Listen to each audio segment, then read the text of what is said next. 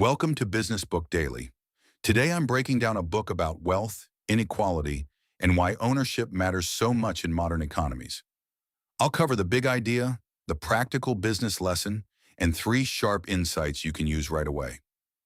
Let's get into it. But first, a word from our sponsor. Want to sell more without adding fixed payroll? A lot of smart operators hire commission-only reps, experienced sellers who get paid only when they produce results. If that sounds like a smarter way to scale, post your opportunity at commissiononly.com. Thousands of motivated reps are actively looking for performance-based roles right now. Commissiononly.com. Today's book is Capital in the 21st Century by Thomas Piketty. Piketty is a French economist and professor who studies income, wealth, and inequality. His core argument is simple. Wealth often grows faster than the broader economy. When that happens over time, people who already own assets can pull further ahead of people who mainly earn wages. That's what makes this book useful for business leaders. It's not just a book about economics or politics. It's a book about how value gets created, who captures it, and what happens when more people feel shut out of the upside. The big idea is that money from ownership behaves differently than money from work. Wages help people live. Ownership helps people build wealth. Stocks, real estate, business equity, and inherited assets can compound over time. Paychecks usually don't compound in the same way. One of the strongest lessons in the book is that growth doesn't automatically create fairness. An economy can grow while opportunity narrows. A company can grow while employees feel squeezed. Revenue can rise while trust gets weaker inside the business. Another key idea is that ownership changes long-term outcomes. If only a small group owns the upside, that small group captures most of the future value. That's why equity, profit sharing, retirement contributions, and employee ownership plans are more than benefits. They're tools that shape who participates in growth.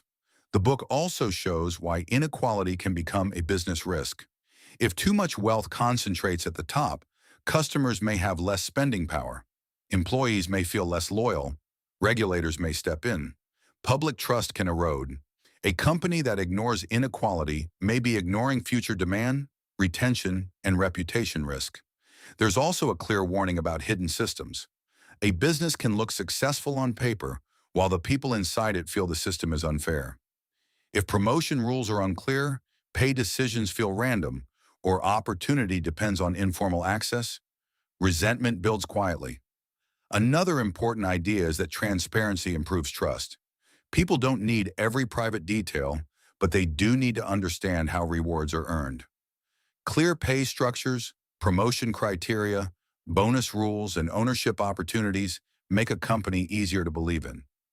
So how do you apply this? Start by looking at who benefits when your company grows. Don't just ask whether revenue is up. Ask where the gains are going.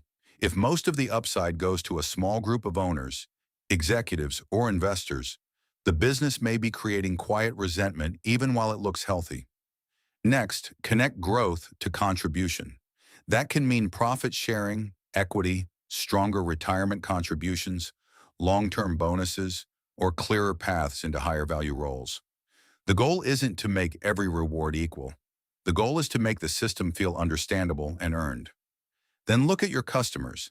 If your business depends on working families, small business owners, or middle-class buyers, inequality isn't abstract. It affects demand. Customers with less disposable income delay purchases, cancel subscriptions, trade down, and become more sensitive to price increases. After that, review how people move up inside your company. If advancement depends on hidden networks or unclear rules, you're building inequality into your own system. Clear standards make the business stronger because people can see the path. Finally, treat trust as an asset. A business that creates value in a way people understand is easier to defend. Employees stay longer. Customers believe in it more. Regulators and the public are less likely to see it as extractive. Now, here are three insights worth sharing.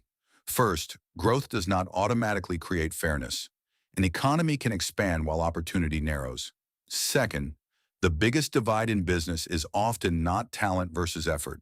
It's ownership versus labor. Third, companies that ignore inequality are choosing to let compensation, ownership, and trust become future business risks. Today's closing sponsor is memoirghostwriting.com. Many of the best business books start as ideas leaders have been refining for years. Memoirghostwriting.com works with founders, executives, and industry experts to turn those ideas into polished business books that build authority, attract leads, and open doors. They handle everything from interviews to writing to editing to publishing.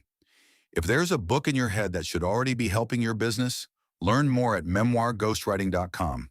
That's it for today. See you next time.